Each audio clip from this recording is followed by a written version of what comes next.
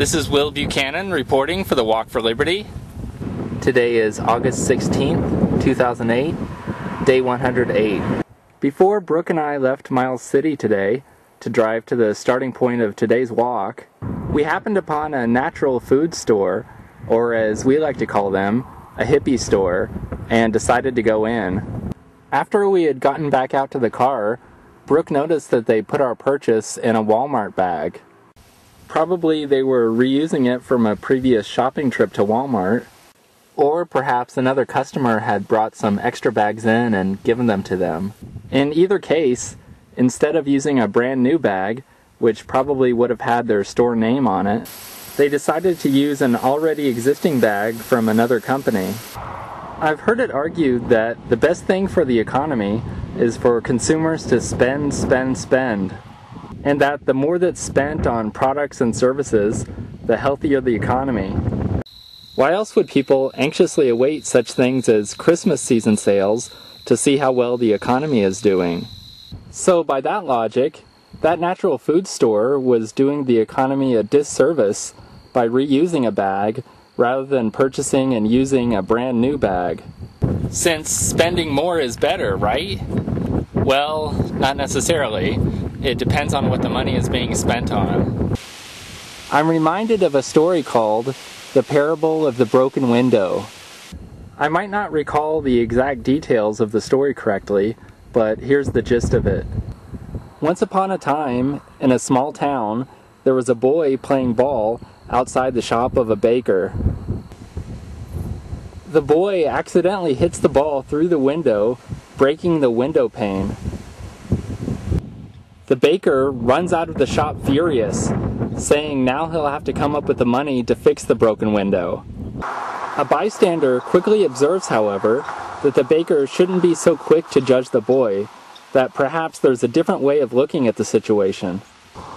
The bystander agrees that certainly the baker will have to pay money to the glassmaker to have a new window made.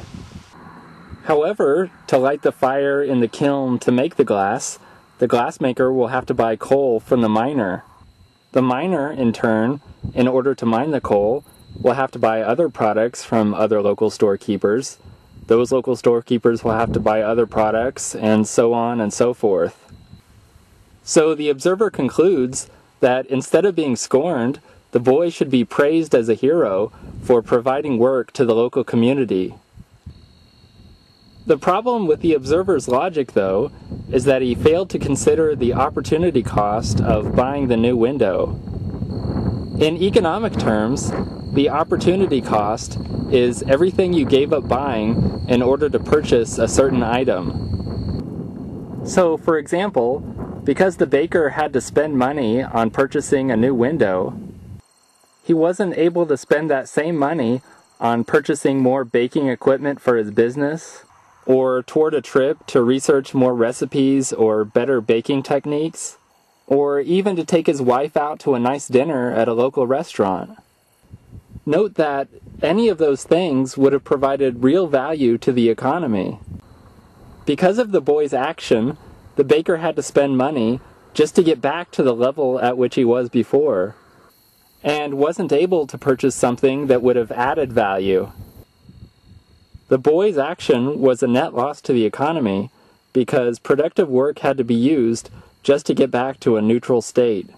And note that, for the example to be true, it doesn't really matter whether it's the baker or the boy who is spending the money on the new window.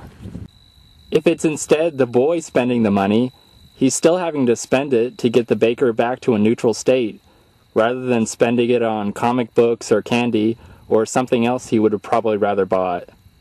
So how does this all tie back into the grocery bag? I say it was a good thing that they decided to reuse that Walmart bag. Why throw away a perfectly good bag and buy a new one if the old one still works just fine?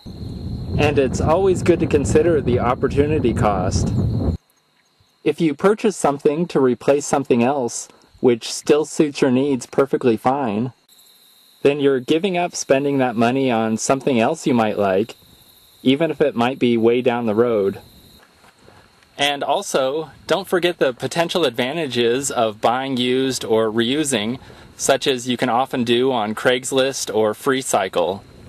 I walked 20.5 miles, and here's my GPS location.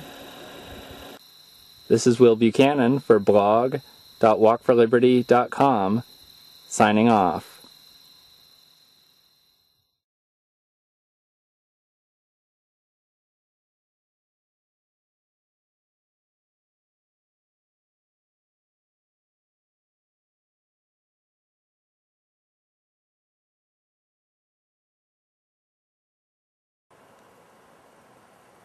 Was it done by Colonel Mustard in the conservatory?